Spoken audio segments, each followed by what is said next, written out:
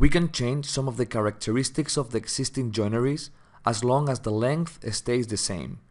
For example, I want to convert this window with flashing board into a large window.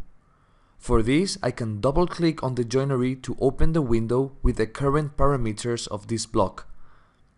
Now I could change the type of window, the position in the wall, and even the number of sashes. However, I wouldn't be able to change its insertion or length because it has been already established by the original window. After changing the valid parameters, I can check the Modify Selection box and press OK.